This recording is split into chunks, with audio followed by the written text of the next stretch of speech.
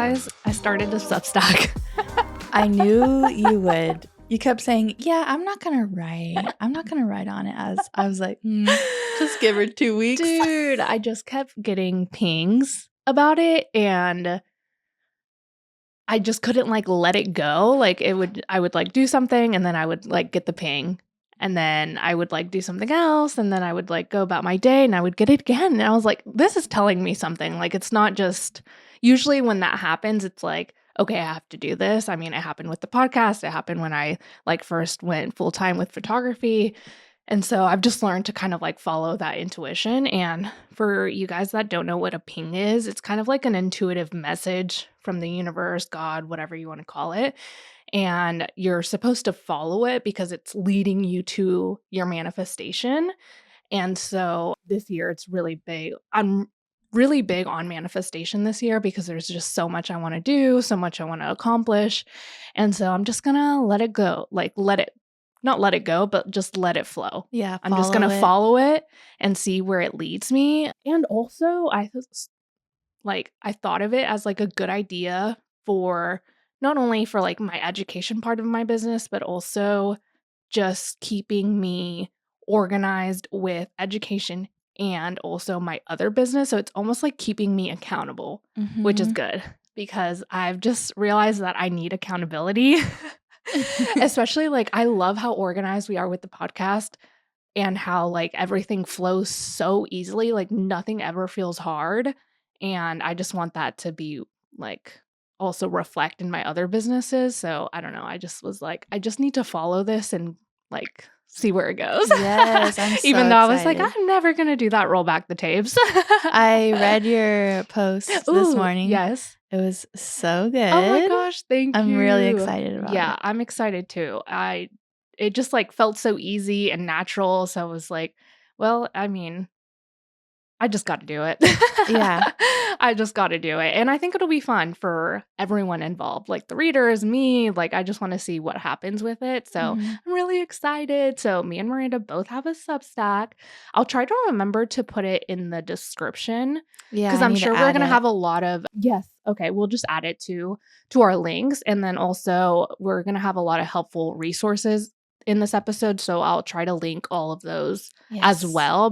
And so I'll try to remember to put that in the description for you guys. But yeah, it's been fun. And I already have like so many ideas and I'm just excited. I want to be like organized and like get back on social media, like I said last time. Yes. I'm really excited for both of us. I feel like the energy, like it's like kinetic energy almost, to where it's like just bursting to like let go. Exactly. So. Yeah. And like we were talking about in our horoscope episode, I just really want to follow like my intuition a lot more because anytime I have, it's like led me to my manifestations, like what I wanted. Like I always wanted to be a photographer. It led me to be a photographer. And it was because I listened to those thoughts and those pings that I got.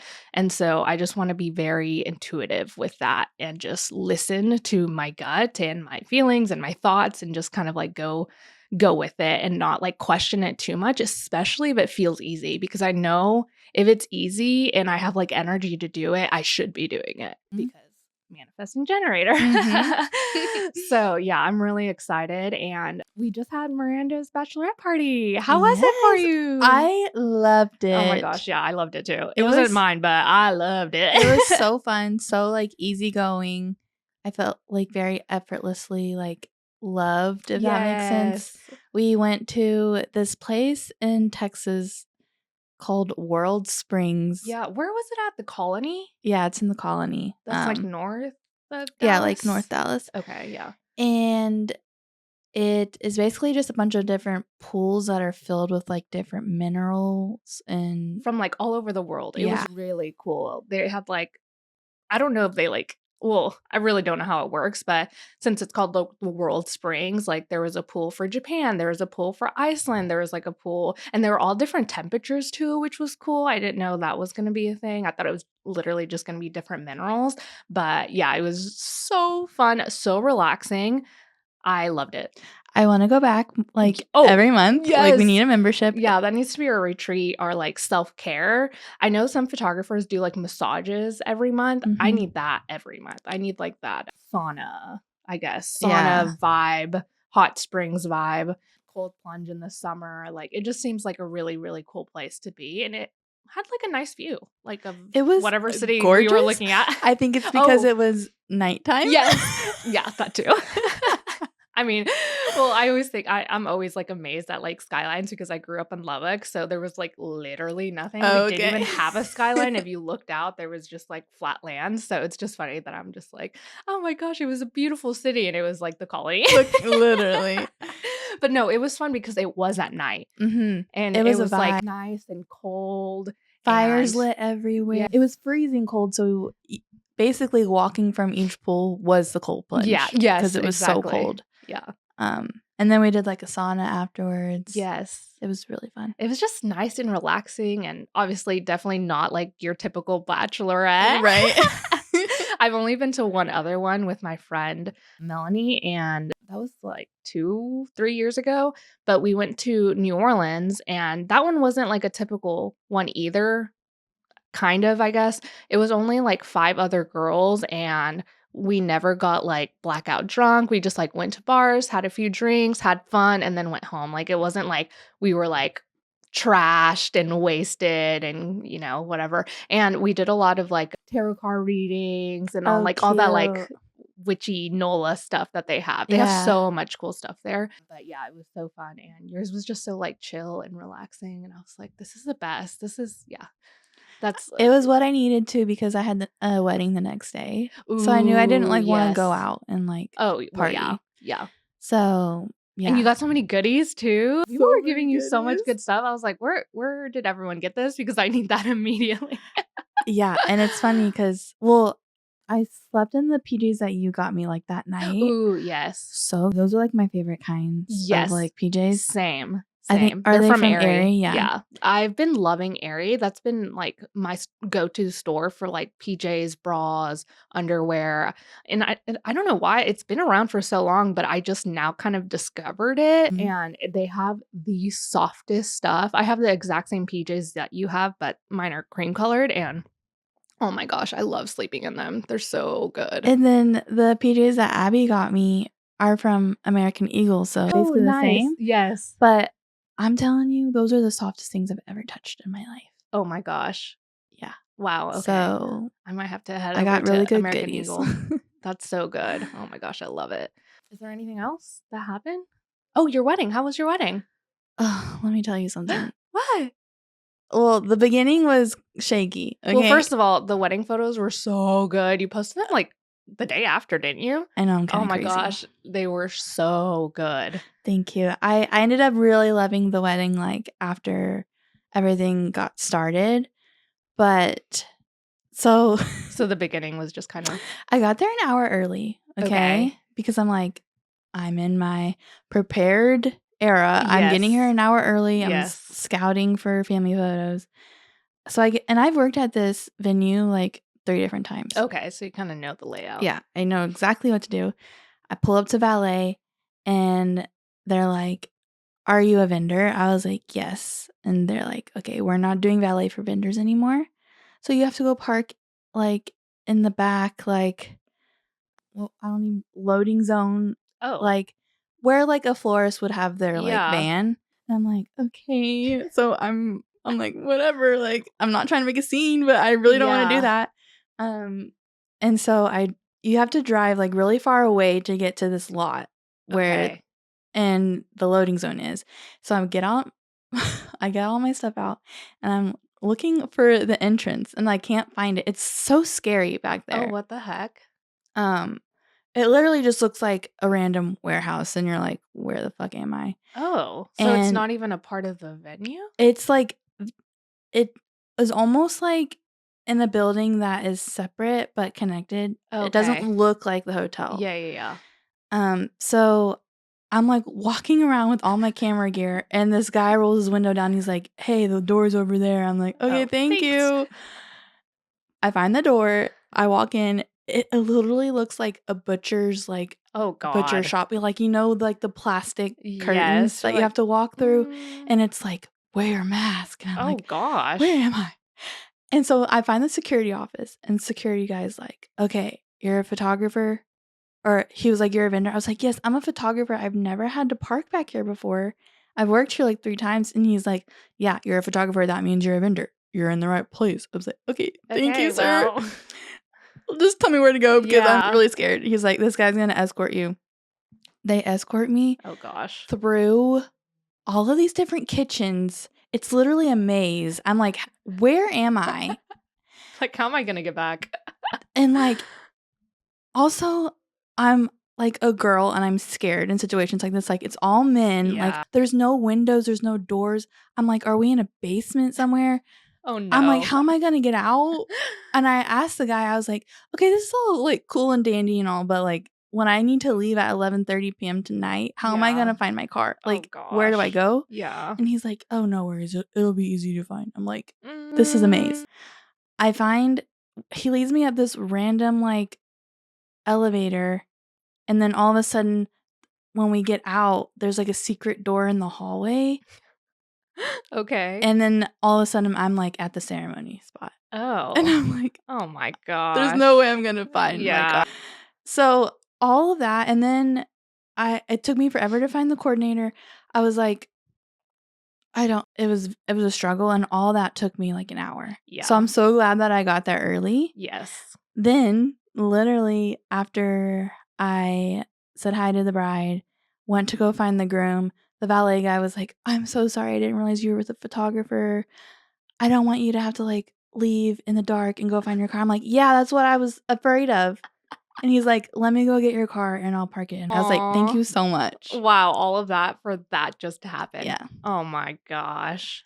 So it was crazy. Like, lesson learned, get there an hour early no matter what. Yes. You never know what's gonna happen. Yeah. No, for sure. But after that, it was smooth sailing. But Oh, okay. Yeah. It I was was so really pretty. scared. I love the colors. I love the Yes. It was, like, everything, the red. decor, her dress, Oh, like her dress was stunning. it She was looked so pretty. amazing. Ugh, I'm so jealous. I have a wedding this weekend that I'm excited for. But I just know it's gonna be a long day, so I'm just kind of like bracing for impact because I just know it's gonna be just a long day because it's just like from venue or it's church, venue. Well, actually, no, it's a bride's house, church, and then venue. So it's just a lot of like moving parts. Mm. And I don't think the wedding necessarily is going to be hard, but it's just the impact on my body. Mhm. I'm going to feel it for sure, just because I'm just not as strong as I need to be for these types of weddings, And it's, is like, what I'm learning. loading your gear in and out for the different locations. Yes, It's it's like so hard, and I have a lot of stuff these days, so I'm just like, "Oh my gosh, I'm just not ready for the impact on my body." But it just goes to show, like, I really need to start working out, like, my back. Yeah, I've been hitting my back hard in Yeah, Pilates, I so really need to start doing that because I just don't know if I can take another wedding where I'm just, like, almost dead the next day as far as, like, my body just being sore, like, literally the night of. These weddings that I've had are just a lot more than what I've been used to, I feel like, in the past. Usually, it's just, like, one venue, and you're just at that Mhm. one venue, but the past one we had together, it was just, like, the same thing where it was, like, the hotel, church, and then back to the hotel, which doesn't seem that hard, but it kind of is. It is when you're driving in Dallas. Yeah, yeah, and it's just, like, a lot to load. I just have, like, a lot of weight on my body too, and just having to be on and energized for people as well is really, I don't know, it takes a lot out of me the next day. Like, I feel fine the day of, but it's just, like, the next day I'm like, "Wow, I just got hit by 3 Mhm. trains in a row." We feel fine doing it 'cause it's adrenaline. Yeah, exactly. Yeah, exactly, and I don't know, I just need to be prepared this time around. Well, I feel like I'm always prepared. I don't know why I said that. Well, I feel like mentally preparing for maybe your body. yeah, mentally and physically, I need to definitely start working out my back is what I'm realizing because I just have so much weight from my cameras, like, pulling me down, so I just Mhm. need to, like, I don't know, do some back stretches or something. But yeah, anyways, this wedding's going to be really good. I'm really excited. This is my first Greek wedding that I'm doing, Greek Orthodox wedding. I've only ever done like traditional Christian weddings and Catholic weddings, so I've never done anything outside of the norm. That's gonna And be I'm so really fun. excited for it. So I'm excited to see like what the church looks like. And the venue is really pretty too, especially at night with the reception. There's going to be a band, which I love a band. We love a I band. love a band. I think they're my favorite unless it's a really good DJ that almost like gives like club rave vibes. Those are Yeah. my favorite kind of DJs, but yeah, I'm really excited about that. And yeah, that's it for me. I don't think I have anything else that I've been doing. Just celebrating my Substack, even though I said I wasn't going to do it. Well, we kind of have a very jam-packed episode Yeah, today. we do. Yeah, we do. So I guess we can get right into it. Cool. Okay, so we want to talk about basically how to start a photography business from the ground up. Like Mhm. if we were to start any business, actually, we kind of broke it down into 7 different steps. So get your notebooks out, get your pencils. Yeah, this one's going to be jam-packed for sure. This one's going to be a very educational episode. So I'm excited for it because I wish someone had given me kind of steps like this when I first started. And these are kind of like the steps we took to even start the podcast, even though it's not like technically a business right now. It's the same thing. What we did is basically the same thing that we did to start the podcast with the branding and everything. So yeah. Once you learn like the fundamental like steps of business, they can be applied to anything. To any, yeah. And like once you learn it once, it's kind of like it sticks with you and it's easy. Yeah, and it kind of feels hard at first, but yeah, like you said, once you know it, and it won't be hard like the next time, or if you ever want to pivot and do something else, it'll be pretty easy. So yay, I'm excited. All right, let's get started. Like I kind of wanted to talk about what we would wish we knew when we started. Oh, yeah. And for me, I wish someone had told me that this is definitely a long game. Oh my gosh, yes. And that success does not happen overnight, which for me, I want success. I'm usually good being very efficient and like getting what I want really fast. Yes. But with a business, it is definitely a long game. And when you see those like overnight successes, they're not overnight successes. You don't know all the years that they had put in and the work that they had put in. Like just take Chapel Roan, for example. She's been doing this for years and she's just now like popping off. Yeah. So don't compare yourself to other people if you see them getting like quote unquote overnight successes, because it's not overnight. Yeah, no, exactly. And just because they're viral doesn't mean anything, really. Yeah. I feel like that's a lot of people think that, all these photographers that are viral and have lots of followers are the only people that are making money, but they're not. Right. I think when I first started my business and when I first made my first 100K in a year, I think I only had like 2,000 followers. So it's really not about like your success online either. So that's something that I definitely wish I would have told myself, is like the numbers really don't matter. And also that it's okay to change things up. Yes. It is okay to change things up. And you can do whatever you want. Yes, exactly. You don't have to follow anybody's rules. Like even with this, what we're about to talk about, take what you need, make it work for you. If it doesn't resonate, don't take it. And so, yeah, I definitely think you can change. And I mean, I started photography doing literally everything under the sun with like weddings, portraits, seniors, babies, families. Like I did everything. And I'm thankful that I did everything, but led me to just doing weddings, which I love doing. And so you're allowed to change. And if one day I don't want to do weddings anymore, I'm gonna change it up. Yes. Just reminds me of Kenzie, of her doing weddings and then transitioning into branding photos, and how hard it was for her to like not do weddings anymore because she saw that as like successful, and now she's doing so well with branding. So it really, you can change at any point. Don't be afraid to pivot. You're not stuck in one lane forever. For sure. And you can create your business however you want. That being said, these are just some steps and tips that we personally have used and have found success from. So like Kinsey, like Kimberly said, take with a grain of salt, but these are just kind of like standard business practices. Yeah, there's just no one size fits all, and that goes with everything. Social media tips, everything works and everything doesn't work.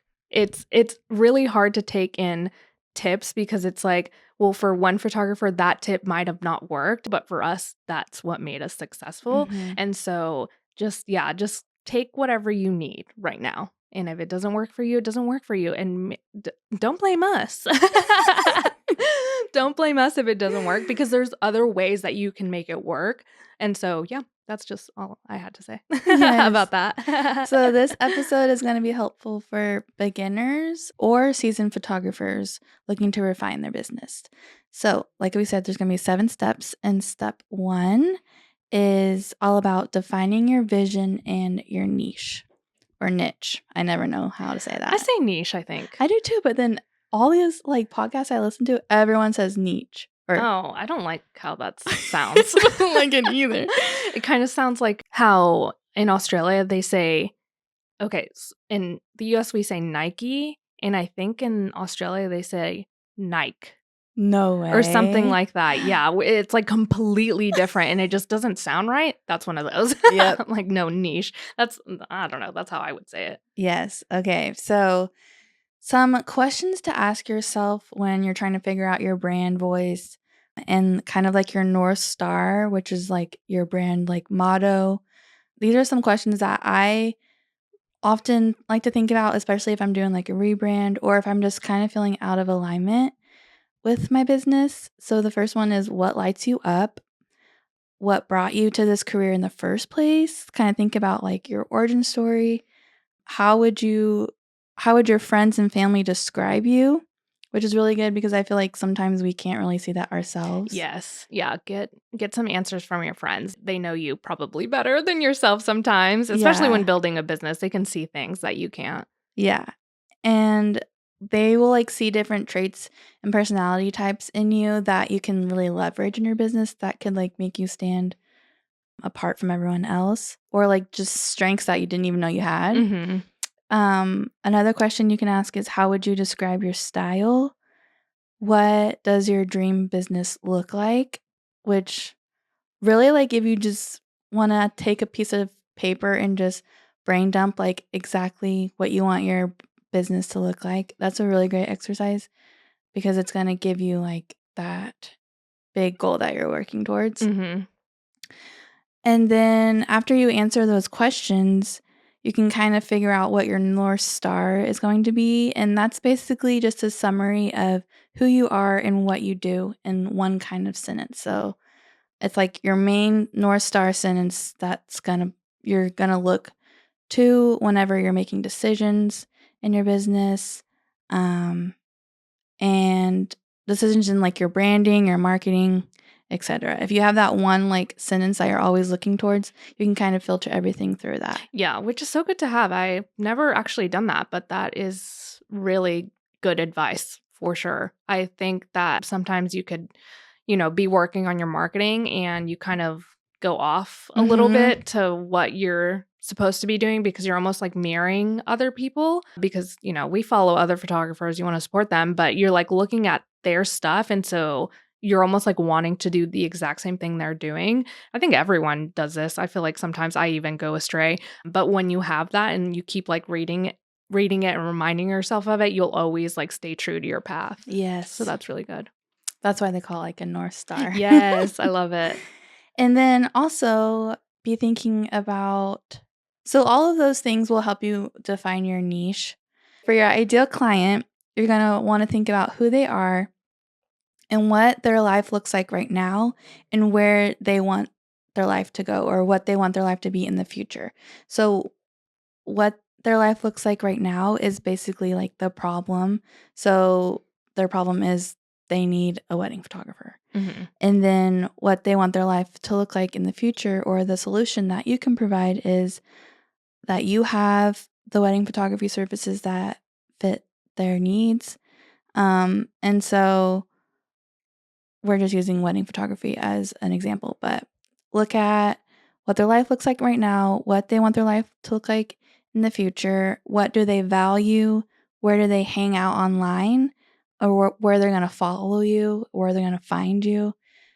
I made the mistake early in my business. I was really like marketing on like Facebook and like in Facebook groups and stuff like that.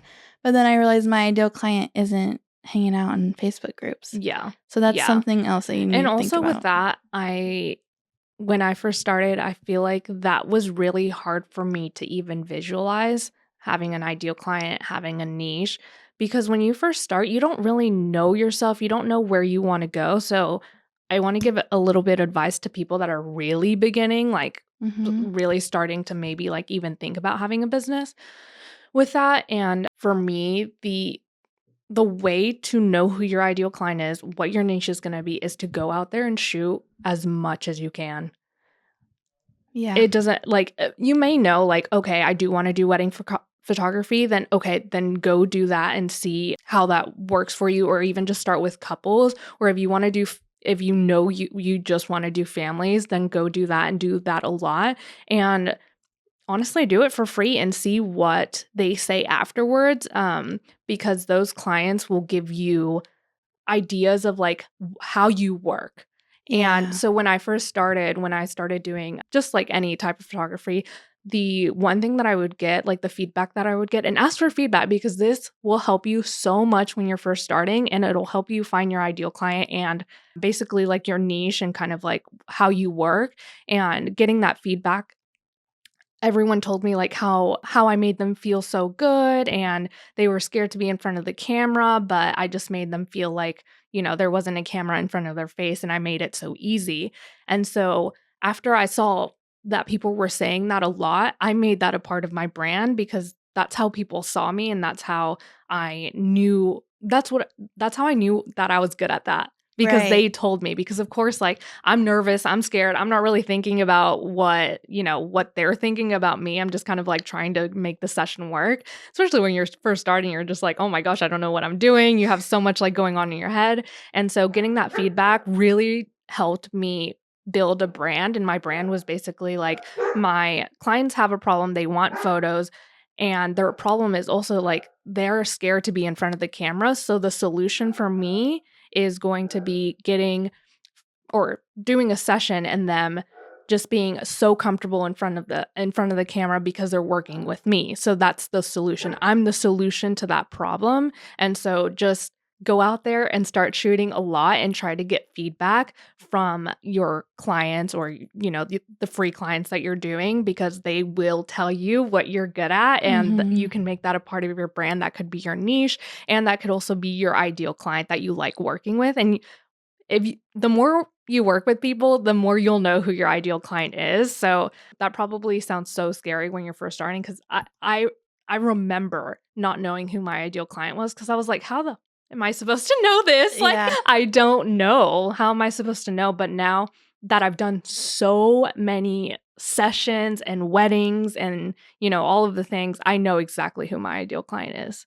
and where they hang out. And, talking to your client also helps with like finding out like, are they on Instagram more? Are they on Facebook more? Are they more like TikTok? And so you'll kind of see where they're hanging out too.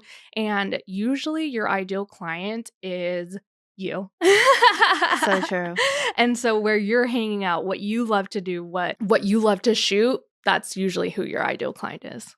And it can change. Yeah. Oh yeah. I've like changed. My ideal client when I first started is not my ideal client now. Oh, so for sure. Yeah. My wedding style even has changed because of my ideal client. So yeah, definitely think of it that way, because I know it can be hard to like listen to that and be like, I don't know who my ideal client is, like what the heck. But the more you do it, the more you shoot, and the more you get to know the client and ask for feedback, the more you'll know the answers to these questions. Yes. And again, I'll keep saying it, Building a Story Brand by Donald Miller. Just go read that, and it's going to really help you. Yeah, and he also has really good books about marketing and everything. So just look up Donald Miller, and he has really great books on everything, marketing, branding, and things like that. So your action step for step 1 is write down your vision and who you want to serve. And even if you don't have a great idea, just get the ball rolling, brainstorm a little bit. Just go write it down so that you have kind of your North Star that you can navigate through doing all these other steps. Yes, exactly. And so I'm going to talk about step 2 a little bit, even though I kind of did that already, but it's building your portfolio. And so when you're building your portfolio, well, at least when I first started, I didn't really know what I wanted to photograph. I had an idea. I really liked portrait work. But at the time when I was first starting, I was doing all sorts of portraits. And I actually think that was a good idea to do just because I learned what I liked and what I didn't like. And so I was able to like eliminate things as I was just like, okay, this isn't working for me. This is not what I'm meant to be doing. And so, for example, families, that's just not something that I love to do. It was really hard for me to, even though I feel like none of my clients had like issues with it, I personally just was like dreading the session or just like not wanting to actually do it. But it was just a good learning experience for me to realize that's not it. That's not what I wanna do at all. And so, also, when I first started wedding photography specifically, I had no weddings under my belt, but what I did was free shoots. Yep. I literally scoured Instagram and tried to find couples or even past clients that I worked with if they were married or if they had a boyfriend. I just did free shoots and like mini sessions for people to just build my portfolio. And it's so easy. Everyone wants free photos. Like, Yeah. everyone wants free photos. And if they don't, they'll tell you no, and that'll be okay. But the way I built my business was through doing free photos. Me And too. it worked so well for me, especially with wedding photography. I did a lot of just couple sessions. And once I started showing more couples, people started inquiring for their weddings, even though I didn't have that many weddings under my belt. And also because I was really cheap. So, so that also helped. But when you're starting that that's just kind of the way it goes anyways. And so for building your portfolio too, there's usually styled shoots that you can go to that photographers or people in the industry will put on, and they'll just have they'll for weddings specifically, styled shoots will be like there's going to be a flat lay, there's going to be a bride and groom at a venue, and so that's a good way to like start building your portfolio and just kind of like having images in your portfolio that are like wedding related, especially if you want to be a wedding photographer. And there's also styled shoots for everything else too. I've seen, I have not been to like family styled shoots, but they're everywhere. Yeah. They're everywhere.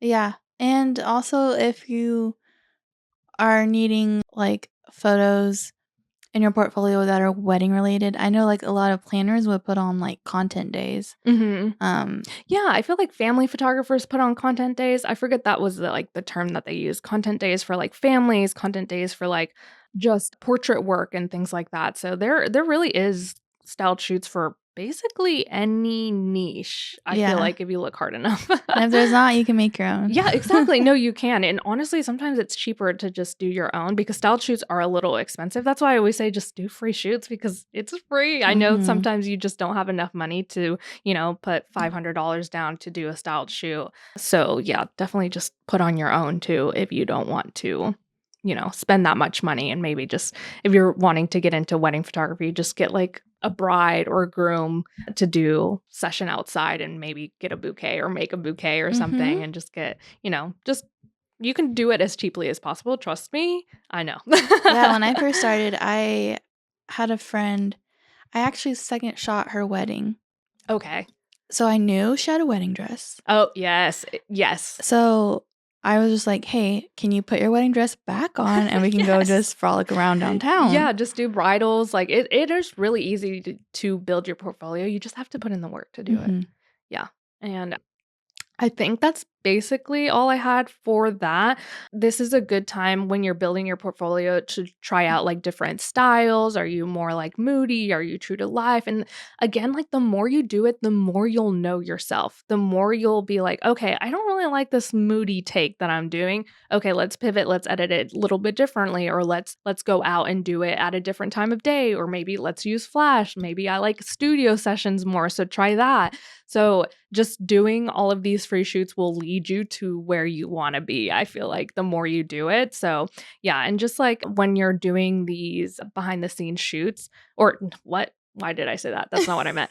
When you're doing these shoots, it's good for you to get behind the scenes content, is what I was going to say. Now, with like TikTok and Instagram being more video focused, just set up a tripod and just do, just get some behind the scenes so you can post and just like really show yourself that you're doing this, you're a photographer, you're building a business. So yeah, make sure that you're telling yourself like, this is a business and I am a photographer, because I think a lot of people are kind of just like, ooh, I don't want to like say that I own a business, or kind of scared to even say that they're a photographer for some reason. So yeah, just do that. Also, like, the perceived value will increase if you are always looking busy. Yes. So, like, when I first started, I just booked out my schedule. Like, I would do like a shoot or two a week. And I was just sharing online that I was shooting, and no one had to know that they were like free shoots. Yeah. So it just looked like I was very busy. And then you'll start getting notice and traction. And people are like, oh, actually, I've seen you've been super busy. I want to get on your calendar. Yes. So- Yeah, no, that's exactly how I started too. And one more thing about building a portfolio and creating a portfolio is try to only share the work that you want to book more of. Like, if you don't want to shoot weddings, maybe don't post any weddings. If you figure it out along the way, obviously you can archive or whatever, because even when I first started, I was doing everything, but then I slowly realized I didn't want to do, family. So I started to post less about that. So yeah, just when you're marketing your photography, just make sure you're not posting things that you actually don't really want to do. Because if you post it, you will book it. Yeah, exactly. Well, people will see like, oh, she does couples portraits, and then they'll want to inquire. And then you're like, well, I don't really like couples portraits, but then you feel bad, and then you want to book it, and then you're dreading it, and that's just not really good vibes to have all around. So yeah, just don't do any of that. But all right, step 3. Are we on that? Yes, step 3 is all about setting up your business. It's very boring. Yeah. I don't like logistical things, but you got to do it. The legal stuff. Yes. Ugh. You got to be legal out there, guys. So for these legal and financial basics, let's get your business registered. You could be an LLC or a sole proprietor.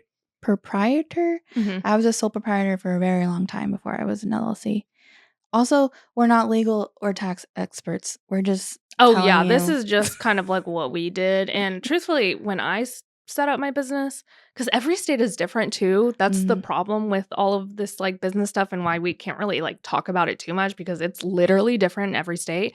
I just did it through a website. It used to be called Inkfile, but now it's called Bizee. It's Bizee, and they set up everything for you. They will tell you what forms you need. Well, actually, they don't even tell you what forms you need. They'll do it for you. So they will get you set up exactly for what you need with the state and federal. And so it's super easy. At the time when I did it, it was really expensive. I wouldn't say it's that expensive now. I think it was maybe $300 to kind of set it up. You can use Legal Zoom too. That's what I use. Oh, okay. So there's different websites that do it. So those are the 2 that I recommend. And if Miranda says it's legit, that's legit. The one I did was legit too, because it almost feels like a scam. I don't know why. Just things with legal stuff, it's just kind of like, oh my gosh, I don't know what I'm doing. So when you first look at it, you're like, what is this? And so those websites are so good to do, because it'll tell you like if that LLC is taken, if you need sales tax in your state, if you need to form your legal stuff with the state. So it'll do that all for you, and it'll tell you what you need, which is really nice, because it kind of does get confusing when you have to go onto different websites to do different things, because like sales tax is a different thing that you have to do. There's a different website for filing your LLC, and it just gets really confusing. So I was like, I just need a website that tells me what to do. I pay them and they do it. Like you don't have to do anything. Yeah, it's really, really nice. So I highly suggest doing that. And then, sorry, I cut you off. I don't know where you were at. Well, I'll say too, I use LegalZoom, and they will even set you up with like a business like mailing address. Oh, yeah. They'll like set you up with like a Yeah, PO 'cause box or for like some reason you need that. Like, it's yeah. stuff that you really are like, "What the heck is all of this?" But they set you up so nicely. Yeah, and Because I would have never known about that if it wasn't because of that website. and it's all like virtual mail, so like you don't have to like go to that specific location to pick up your mail. It's all virtual. You can even get like business bank accounts through them. Like it's really good. So it seems very overwhelming. It took me a very long time to actually jump the bullet and do it, which I know you're sitting there thinking the same thing, but it's okay. It's just so much easier, I think, to have an LLC than to be a solo, or what is it? Sole proprietor. Yeah. To me, I don't know why it felt easier just to jump ship to LLC, because it didn't take me too long to just go ahead and do That's the amazing. LLC. It took me a very long time. Really? Yeah. I just felt like, I don't know, it just, for me, just separating the two felt a lot easier in my brain than just like being, I don't know, everything was kind of like getting mixed up as a solo sole proprietor, whatever it's called. I don't know why I keep saying solo, but yeah, okay, amazing. And then also get a separate bank account for your business. It'll just make everything that much easier when you're like doing taxes and stuff. You need a good contract. Oh, yes. And you need insurance because most wedding venues are going to ask for your insurance anyways. So just get it now when you first start out. And it's really not too expensive. I think it's like $20 a month is what I pay. Yeah. And for contracts, there's 2 different people that I like to, they're like lawyers that sell contracts for photographers. So one is the artist's lawyer. She has really good stuff. And then also the legal page has really good stuff too. Yeah, I've met the legal page before. Page. I've met Paige before at like a workshop, and she's so nice. She's so sweet. Like, she knows her shit. Yeah. So she's really good. I've gotten all my contracts for her. I think I have like maybe 3 or 4 from her. It's just like the wedding contract. I had to get a COVID contract because of all of that stuff that happened, and she had a really good one. I have a cancellation contract and a second shooter contract from her. So she just has like really good contracts. Yeah, for sure. And the artist lawyer too. I've seen she has really good contracts as well. So yeah, get your contracts, because that'll save you a lot of headaches. Yes. And you know that they're like backed by real lawyers, which is good. Yeah. And they're both like pretty, well, I think Paige used to be a photographer, so she kind of knows the industry really well. So it's really good to have someone like that. And then also you need to think about like your pricing and how you're going to set that up. So we really encourage you to price for sustainability, not just for what feels right or what everyone else is charging. Really look at your expenses and get a number, like literally look through all of your expenses, all your subscriptions, everything, and get a number so that you know how much it costs to actually run your business. And then what I like to do when I first started out, I had an idea of like how many sessions or shoots or weddings that I would want to take like per month. I wrote like a little equation. Oh, yes, I love it. Okay, go for it. So you figure out how many shoots or weddings that you want to book per month, and then you figure out how much money you need to live for your lifestyle, basically how you're going to pay the bills. And then you add your expenses to that number, and then you divide that number by how many shoots you can take. And so that's basically going to tell you how much you're going to charge for each session. You also need to like take into account taxes, so you should be saving at least 30% of your income. So kind of it's up to you if you want to just take that out or if you want to charge for that. But really, when I first started out, I was just following what everyone else was charging, and I realized actually that doesn't really work for my business because I'm not meeting my needs with that. Yeah, exactly. So, I mean, and if you are feeling like, oh, that's going to cost so much money, I need to charge more, then just book more. Like, it's a seesaw. You can kind of balance it out. Yeah, exactly. Yeah. you can either book a lot more, or if you don't have enough time to book a lot more, then that means you're going to have to raise your prices in order to just kind of like make that even, if that makes sense, and make sure that you're making a profit from photography. And at first, when you're first starting, I feel like you don't really have that many expenses.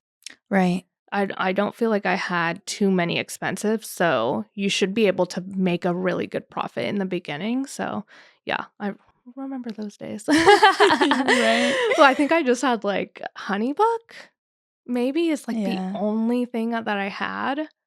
And like your gallery delivery service, Yeah. maybe. Yeah. Mm-hmm. Yeah. So it was only like 2 subscriptions. Now I feel like I have And like, so many. well, maybe Lightroom too. Oh, yeah. Yeah. But yeah, so look through all those little subscriptions that you're paying for. I know, because it really does add up. It does. It adds up, those subscriptions. Okay, so your action step for step 3 is register your business and set up a simple financial system that you can follow. Oh, also, I recommend the book Profit First. Oh, yeah. That'll help you organizing your money and everything. Yeah, that's a really good book because, again, we're not experts on every single thing that we're talking about, especially like money and legal stuff. That's like, that's stuff that people go to school for. Like, that's actual stuff. Like, accountants go to school for a reason. So yeah, Profit First is actually really, really good if you're not like, I don't know, you're just like, what the heck is going on? Where is this money going to go? How am I going to split things? How am I going to like account for everything? Profit First is really good and helpful for you, especially if you're first starting out. I definitely recommend reading that for sure, because it took me a while to read that when I first started my business, and I wish I would have read it when I first did. Yes. And also another resource is QuickBooks if you want to start getting in the habit of filing away your expenses. Yes. Yeah. So, yeah, the QuickBooks is a good resource. And then for step 4, it's creating a brand, which is my favorite thing to do, is creating brands. I wish I could just create brands. That was like my favorite thing to do when I was in art school. We would have to create a brand or a business, and we would start from scratch. Literally, we would have to come up with the name, the logo, the colors, the vibe, the mood boards. Like, it was my favorite part about doing it. And so choosing your business name, I feel like that one's kind of hard for people. When I first started, it was Kimberly, and then I kind of switched it up, and my LLC is actually under Stills and Ink, because at the time I wanted to do photography and graphic design under the same brand. So that was kind of like my goal. And so I filed my LLC with that, but then I realized I don't actually want to do graphic design as a job. And so then I just went back to my name for my photography account. And I feel like that's what most people do, is they just go with their name. But it just depends on what kind of business you want to run. There's like photography businesses that are like all associates. So their name is just kind of like something else. It's not like the name of the person running it. It's more just like, I don't know. I can't even think of a name right now. like Cedar and Films. Yes, something like that. Yeah, exactly. So again, don't be afraid to change. Like, I've changed so many things about my business. So if you like decide on a name, you can just create another one. Yeah. So I have my LLC under Stills and Ink, but I had to get a doing business as thing under my LLC that lets me run my business as Kimberly Korea Photo. And so that's another thing that you can actually do on the website for when you file your business. So it is pretty easy to like change up your name and things, but I don't know. Starting off, I would just go with your name until you find maybe like the route that you want to go, the niche that you want to go. And so also, a brand is more than just like the colors and the logo. It's kind of like what you're creating as an experience and what your niche is, and like it, everything about your brand is under like how you create this like visionary brand that people are like, oh my gosh, I need to book them. And so for logos and colors and websites, I would personally hire a graphic designer if you're not well versed in like logos and colors and all of that, because every single little thing means something different. Like, the colors that you choose have to kind of like go along with like the vibe that you're wanting to emote, and colors mean different things. And so if you want like a really, really good brand, I would definitely hire a web designer or like a brand designer. But I know in the beginning, we're not making a lot of money. We don't have a lot of money to spend. And so there's things like Canva that have pre-made logos that you can just use one of their logos. They also have a lot of like color palettes that you can just choose from if you want to just like choose a color palette that you think goes with your brand, or, a color palette that you like.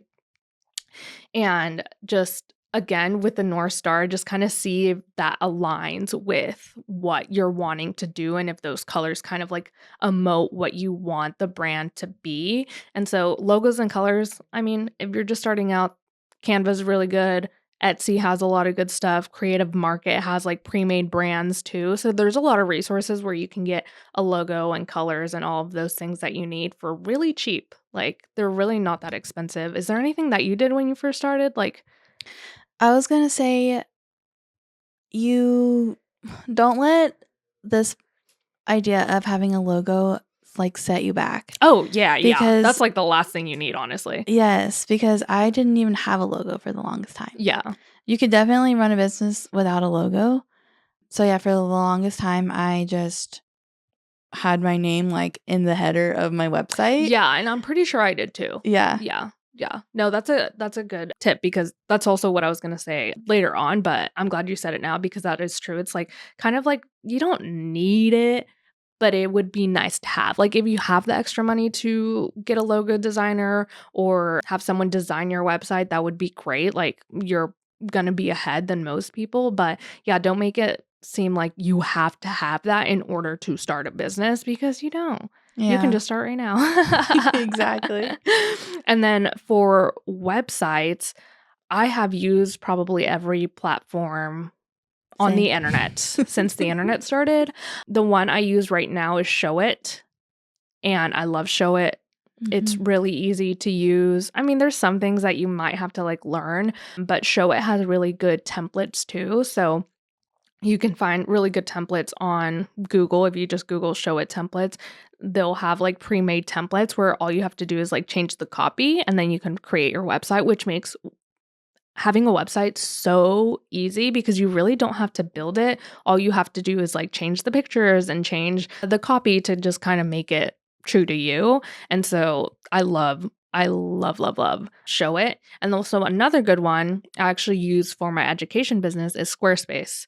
So Squarespace is also a really good option, and also really easy to use too. I actually really like both Show It and Squarespace. Squarespace also has a lot of templates online where you can just change Mhm. everything, and you don't actually have to do the bulk of the work, which I think would be harder if you had to like make it from scratch.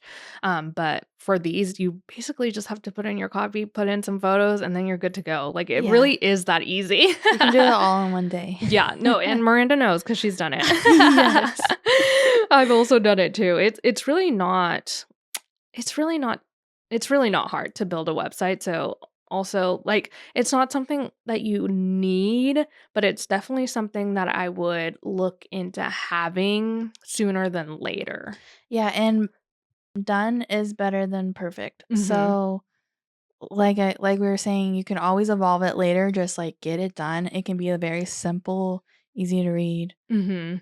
landing page. Yeah, exactly. Yeah, just like put some photos up. Yes. That's all we need to see, and maybe a little bit about you and why people should book you, not anybody else. But yeah, definitely having something like that. And for Instagram and everything else, so that's also kind of a part of your brand. So like posting and making sure that your portfolio is matching up to your brand. So like if you've niched down, then just posting what you've niched down to, if that Mhm. makes sense. So just like if you're wanting to do weddings that are just like at national parks and outdoorsy, then post that. Don't post like the ballroom photos, because then it's kind of, if you want to do both, Confusing. that's fine. But it is confusing whenever you actually don't want to do the ballroom stuff and you have it on your page, because it just kind of gives two different vibes.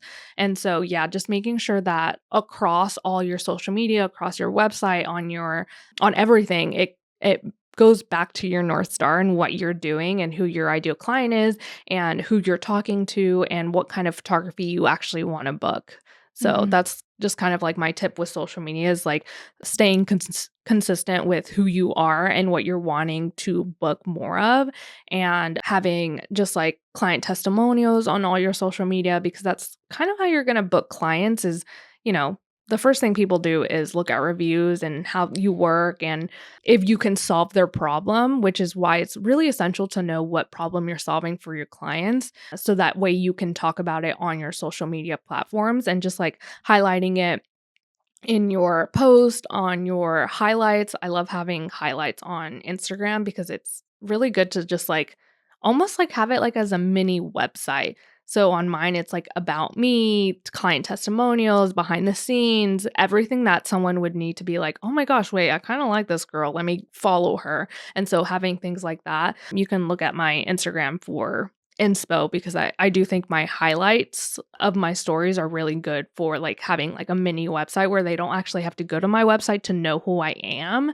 It's really just like, oh, they could just look at my website, follow me, and then maybe later on when I'm posting other stuff, they're like reminded of like, oh my gosh, okay, I need to go onto her website and actually inquire because I actually need a photographer right now. So yeah, your action steps for this is maybe just build a simple website, start off simple. You don't need a logo or color palettes and all that when you first start out. Of course, that can evolve. Like you said, I've changed things up so many times Me too. since I started.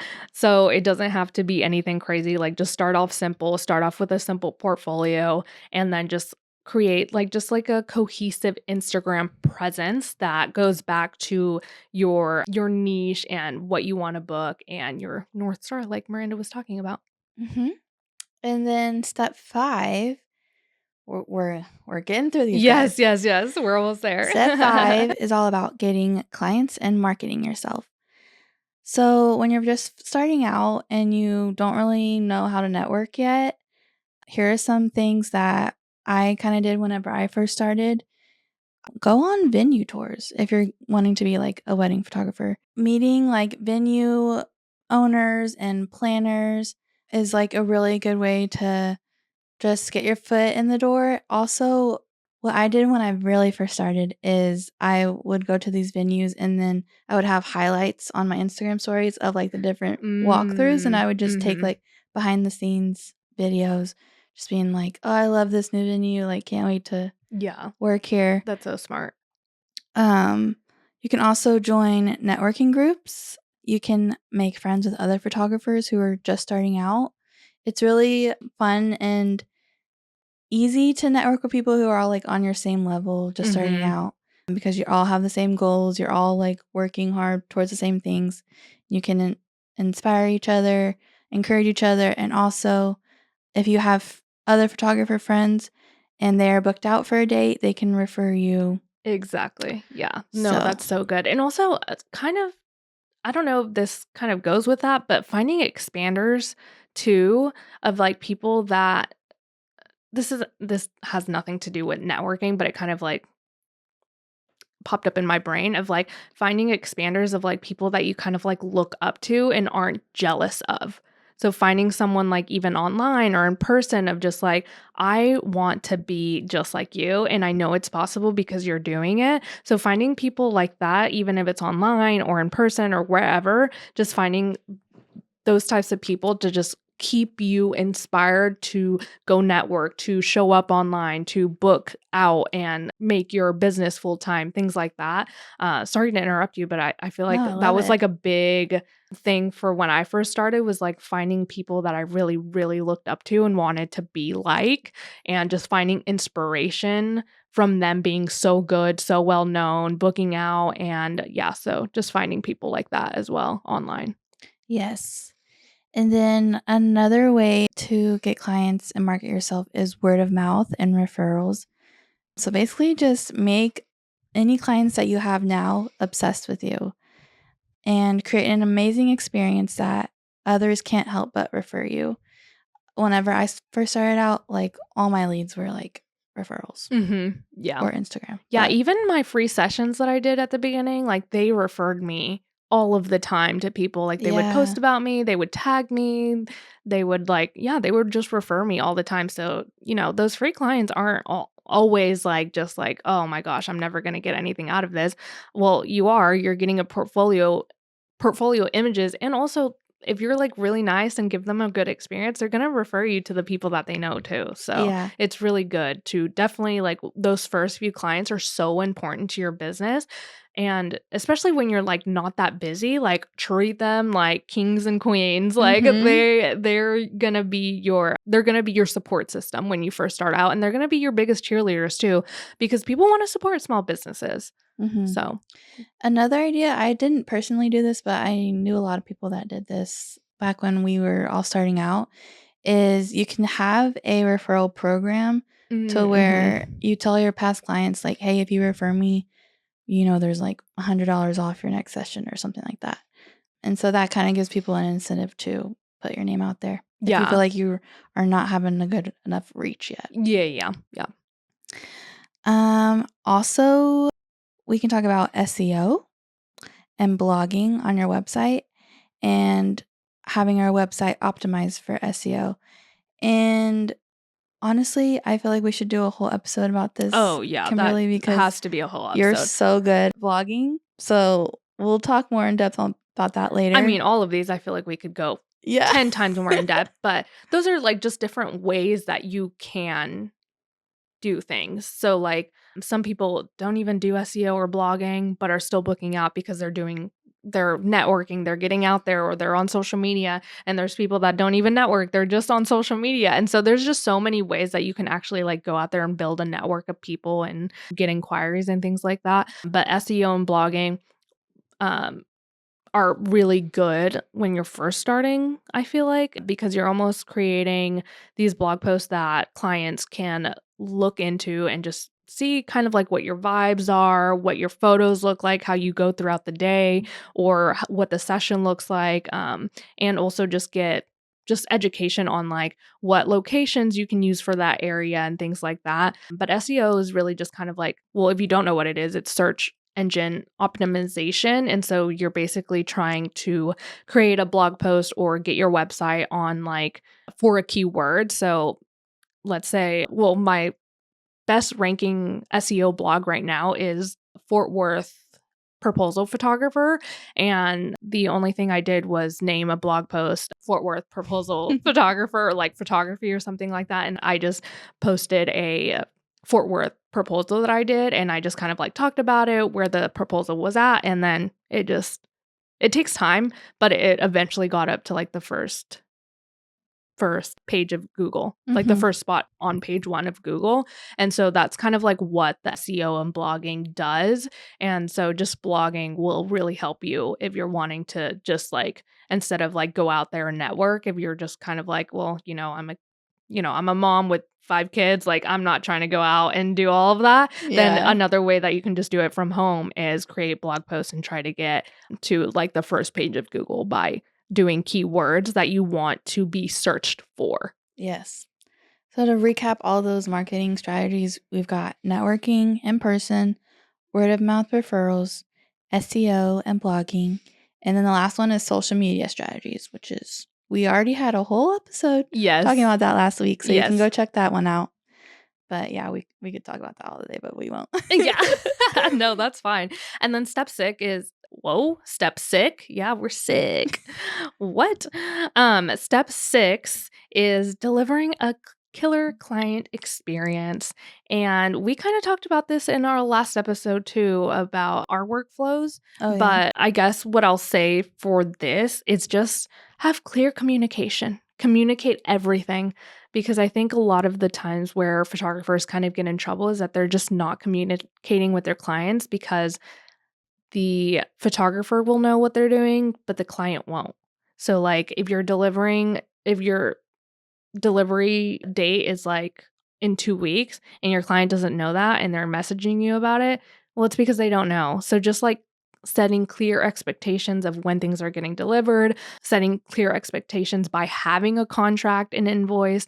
And a good way to do that is just by having a good CRM, client management system.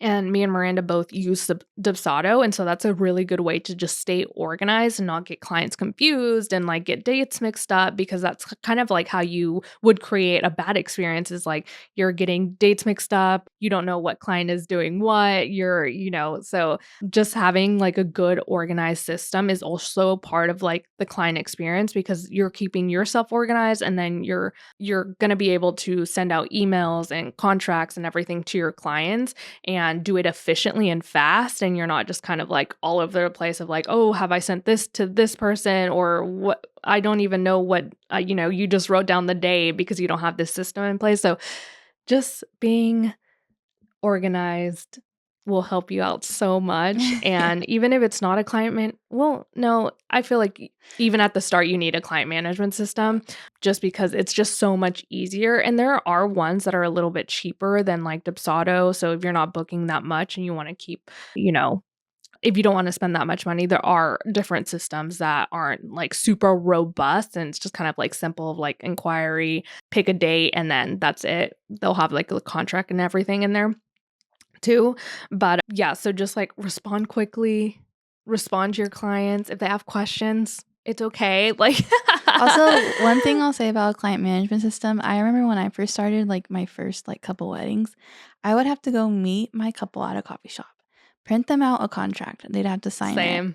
And then I'd have to give them a copy. And it's just like all of that is unnecessary like time that your client has to spend. Yeah. Whereas if you have a client management system, it's all through one link. They click the link, they sign the contract, they pay the invoice. You're not like hunting down someone for like a check. Yeah. I mean, if your client wants to pay in cash, let them pay in cash, but like making everything very streamlined and simple will give you a more like professional appearance. Yeah. And then that goes back into like what kind of review they're going to give you, because if you're just like unorganized, you're sending contract on, the day before the session, or, they're paying like at the session, and it's just like all unorganized, they're going to feel that. And even if the session went so well, you had like the most amazing images, they'll have that in their back of their head of how messy and unorganized you were at the beginning and at the end. And so just having like a streamlined process, and trust me guys, it does not have to be this like crazy thing that you have to do. It can just be simple. You just respond to the inquiry, send them the contract and invoice, and then that's it. Like, you really don't have to do that much, like, when you first start out. That's something that's definitely gonna evolve once you, like, get into it a little bit more. So, yeah, I definitely think those are, like, the only tips that I can give you without having to, like, name every single thing that you can do for every single niche of photography. But seriously, I think a client management system will just help save you, like, the headache of just being disorganized, especially if you're like in school, or you have a different job, or you're like working 2 jobs, or if you're just busy in life. I think it'll just help you a lot just having like a client management system. Even if it's like, what is that one called? Calendly? I think you can do contracts and invoices on that, and it's just kind of like it just books out the day. So even if it's something simple as that, if you're just doing sessions. If you have a Squarespace website, you can use Acuity. Yes. Through Squarespace. Yeah, which is kind of like the same thing as Calendly. So yeah, look into options like that if you're not like, oh, I can't spend that much money right now. Definitely look into just like simpler options for you to be organized. Especially because whenever I first started, I didn't even know how to send an invoice. I was like, Yes. What is an invoice? And I'm just like asking people on Venmo to send me. Like, that is not the way to run a business. Yeah, exactly. It just looks a lot more professional when you have all of those other things in place than having to do Venmo, and then the contract has to be in person, or like, all those things are just like so unnecessary and just waste more time than you probably even have. And another thing for the client experience is gallery delivery. And so me and Miranda both use PickTime, which we love. And I think, is there a free version of PickTime? I feel like there is. So there's gallery delivery services that do have free options. So again, if you're not wanting to spend too much money, I definitely recommend doing PickTime or Dropbox to start off with. I think they have like a version where you can just like transfer the images to someone's invoice to someone's email. And so just look into those options too. But definitely if you want to look more professional and just like have an actual business, PickTime is really a really good option to have. And having email templates too. So something, if you do have a client management system, is getting email templates so you're not having to rewrite every single email every single time, because that really does take up so much mental energy. And so yeah, just having email templates just will save you a lot of time and a lot of energy. And if you have a client management system, then you can automate a lot of these emails and you don't even have to think about it. And you'll have like a really good experience with your clients because they're just getting the emails and you don't even have to send them. Don't you have emails that people can buy? Yes, yes, We'll yes. link On that too. my website. Yeah, you can buy them on my website or they're on Etsy too. But they're for wedding photographers and wedding videographers. But I do want to eventually do other photography niches for people. But yeah, so if you want those, you can go get those. And then just create an experience that turns your clients into just raving fans, like Miranda said before, because they will be your biggest supporters. Once you have that one client that's just like screaming your name from the rooftops, like they will never stop because you gave them such a good experience. And that I think is better than any ad, any post, anything that you're ever going to put on the internet. Having someone in person tell someone else that you're amazing will just oversee anything. That is like, oh my gosh, Yeah, like because we're human and we trust other humans. exactly. And so someone is going to trust someone else because they know them personally and be like, oh yeah, I don't even need to look at any other photographers because she is telling me that this person is awesome and I trust that person. She's my best friend. So why would I not trust her? So yeah, having that one person, or hopefully you're going to have a lot of people screaming your name from the rooftops, but definitely the client experience is a part of that. So that goes from emails to workflows to how you are at a session or at a wedding and what you do after and your gallery delivery times. Like that's all a part of the experience. And if all of that is good and simple and easy, you're going to have a good time. And I will say, if you start treating your first clients like they are luxury clients, like they're paying you $5,000, even if they're not, say they're paying you $500. If you treat them like they're a client that is spending $5,000, that's going to go a long way in your business. Yeah, that mindset I take with everything. I really do. I try to treat everyone like they're paying me $1 million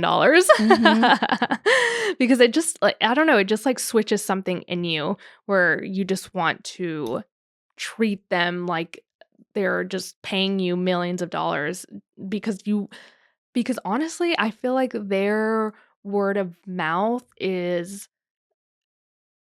priceless. Yes, exactly. You cannot pay like $1 million for an ad to get you that good of like a business ambassador. Right. It's like your own personal influencer that everyone's telling them about. So yeah, I definitely think that, yeah, just trading your first couple clients is going to get you a lot closer to your goals. So an action step for this is just like set up automations, find different systems, and just create like a seamless client experience. Write it all out, and it'll make your life a lot easier. Okay, step 7, our last step. Woo! Let's plan for long-term success. Okay. So this can look like a couple different things. This could look like maybe you want to start scaling your business. So for scaling, that's raising your prices. When your demand is too high and everyone is consistently booking you, that's a sign that maybe you need to raise your prices. Or you could raise your prices like systematically and incrementally. Or you need to raise your prices when you're trying to break into a different market. And all that comes with just like scaling your business and taking it to the next level. Also, you could think about outsourcing because your business is time and time is energy and time is money. And so a lot of people like to outsource their editing or hiring a virtual assistant or an in-person assistant, which I think would be really cute and fun. Yes. Or even your social media. Yeah. My sister does social media for other people that are like photographers that outsource their social media because they can't be bothered. So just anything that you really don't want to do, outsource it. Yeah, you don't have to do everything. Yeah, if you have the money to do it, definitely do that, because then if you don't do that, you're basically trading in your time, which a lot of people don't have a lot of time to give. So definitely just outsourcing what you really don't like doing. Another way to outsource is having associates. And also it could be just as simple as having automations. So like automated emails and stuff like that. And then when you're also thinking about your long-term goals for your business, you need to consider like avoiding burnout, because that can happen, and setting boundaries for yourself. So make sure you're taking care of your physical health, get in your Pilates studio, and your mental health. Always be trying new things and pushing your growth edge, because when you get really comfortable, that's when you don't grow. Yeah. Staying in your comfort zone is not good. It's not good. You're not growing. Yeah. And then when you're setting boundaries in your business, when you know who you are and what you want, it's easier to say no to things that aren't aligned with your brand or your goals. So really like getting clear on who you are, what your long-term goals are, and then when opportunities come, it's very powerful to say no. Yes. Just say that. Honestly, I feel like when I first started saying no, I was like, wow, I really made it. Because I feel like I used just take everything, because I was just like in this like, maybe not scarcity, but almost like I just need to take everything, because I'm just like, I need this to build my business. But I wish almost I would have just said no to some things, because it didn't even grow my business. Like it really wouldn't have mattered if I took that on or not. And so, yeah, that's definitely some good advice. And then also continuing your education. So books, podcasts, YouTube videos. There's tons of online courses out there, coaching programs, mentorships. When I got in a coaching program, that really like changed my life. Same. I saw exponential growth really fast. My first workshop, I literally grew so fast after it. It was insane. It also helps to be like in community with others who are growing and are just like in the mindset of like growth and just aligned with how you want to grow too. So just being in community of that, because when you're just like hanging out with people that aren't really a part of like photography or business, you don't really talk about it. And so when you're in community with other people that are, it almost like feels like you're like, I don't know, just like you have so much more energy and you're just like, oh my gosh, this is possible, because people are sharing their wins and, they're sharing like how they're doing things. And it just like, I don't know, when I was in community with people from that workshop, I was just like, oh my God, this is like the best thing ever. Just because I had never had anything like that beforehand, because I just didn't know anyone that was like growing their business or like wanting to grow a photography business. And so just being in community with people like that is just like so helpful. I think honestly, I attribute that more than the workshop, because it's almost that mindset shift too. It's not just like about what I learned. It's almost like, oh my gosh, these people are doing it too, and it's possible for me to do it as well. And so it was nice to see everyone's like expansion and growth and seeing their wins and how they're doing things. It's just fun. So just finding a community is good. Yes, I love that. And also for mentorships, like I think the fastest way to learn is someone that you look up to, that you want to be to where they are, and them telling you exactly what they did. Like that is literally like closing the gap of what you know and what you need to know. Yeah, exactly. Because they've done it before. Yeah. So they kind of save you from like making these mistakes or like doing things differently. They have like the roadmap of what they did, and they can help you achieve it. Yeah. So something to consider. So an action step for planning for your long-term success would be just set your long-term goals, because maybe you don't even have long-term goals, and just writing those down is really helpful and will give you a place that you're working towards. And remember, you can change, you can pivot, you can do different things. You don't have to stick with one thing. You don't have to do the same course. You don't have to do the same social media strategy that someone told you to do. everything is, you know, everything is flexible. You don't have to be stuck doing something. So yeah, just remember that too. Yes. And Okay. To recap all of the steps. Whew. Step 1, define your vision and niche. Step 2, build your portfolio. Step 3, set up your business with your legals and your financials. Step 4, create a brand. Step 5, get your clients and market yourself, girlies. Step 6, deliver a killer client experience. And step 7, plan for long-term success. So that was a lot of information that we threw at y'all. If you want us to go into more depth for any of those topics, we can make a whole other episode. Let us know. And just remember, it takes time. Don't try to do all of this in one day. Yeah. Maybe start with step 1. Yes. Step 1 takes a long time. It can take probably 3 months. So just remember, it's going to take time, and not all. It can seem overwhelming when you're thinking about it, like, oh, that's everything I have to do. But like once you have it done, it's really not too bad, because then you can just go over what you've already done.